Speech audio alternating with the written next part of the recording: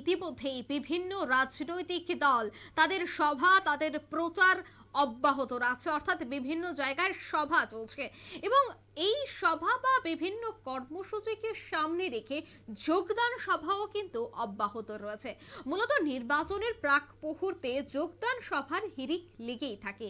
আজ দেখা গেল ত্রিপুরা প্রদেশ কংগ্রেস ভবনে লিগ্যাল এবং হিউম্যান রাইটসের পক্ষ থেকে একটি গুরুত্বপূর্ণ সভার আয়োজন করা হয়েছে এবং সেই সভার শেষে যোগদান সভার আয়োজন করা হয়, যেখানে দেখা যায় এই সভায় 3 জন বিভিন্ন দল ত্যাগ করে প্রদেশ কংগ্রেসে যোগদান করেছেন এবং সেই যোগদান সভা থেকে কংগ্রেস নেতৃত্বরা কি বলছেন, বিশেষ করে প্রদেশ কংগ্রেস সভাপতি আশিস কুমার সাহা কি বক্তব্য রাখছেন সাধারণ মানুষের কাছে, শুনুন।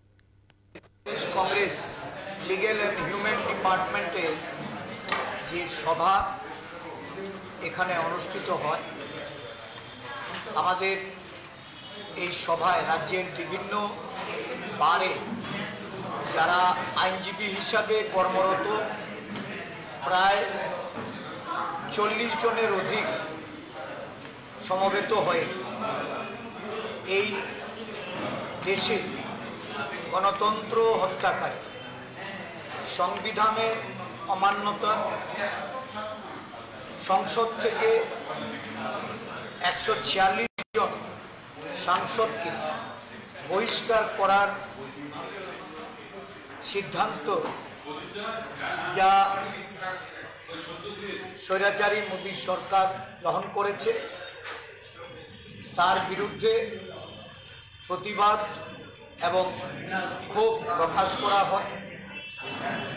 এই সভা থেকে প্রতি মাসে একদিন প্রদেশ কংগ্রেস অফিসে লিগ্যাল অ্যান্ড হিউম্যান রাইটস ডিপার্টমেন্টের এক সভা এটা অনুষ্ঠিত হবে ধারাবাহিকভাবে এবং কংগ্রেস দলের সঙ্গে সমন্বয়ের ক্ষেত্রে দল শক্তিশালী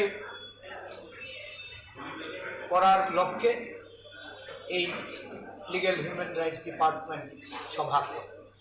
তাছাড়া আজকে আমাদের দলে এই রাজ্যে স্বনামধন্য একজন টিপিএস অফিসার, যিনি আদিবাসী এলাকায় ওনার জনপ্রিয়তা এবং সাংগঠনিক কাজকর্মের জন্য সর্বজন বিদিত উদয় দেববর্মা মহাশয় এবং তার সাথে আমাদের জনপ্রিয় নেত্রী, যিনি এই রাজ্যে তৃণমূল কংগ্রেস থেকে সংসদের নির্বাচনে লোকসভায় উনি লড়াই করেছিলেন, আজকে জাতীয়তাবাদী আদর্শে বিশ্বাস রেখে ত্রিপুরা প্রদেশ কংগ্রেসের পতাকা হাতে নিয়ে জাতীয় কংগ্রেস দলে উনি যোগদান করছেন। আমি ওদেরকে স্বাগত জানাচ্ছি। ওদের এই যোগদানের ফলে রাজ্য আদিবাসী কংগ্রেস শক্তিশালী হবে এবং পাহাড়ে যে আমাদের সাংগঠনিক কাজ চলছে, এই সাংগঠনিক কাজে আরও বেশি করে গতি ফিরে আসবে। আমাদের এই 2 নেতা নেত্রীকে প্রদেশ কংগ্রেসের পক্ষ থেকে আমরা অভিনন্দন জানাচ্ছি এবং আগামী দিন গুরু দায়িত্ব পালনের ক্ষেত্রে তাদের প্রতি দায়িত্ব অর্পণ করা।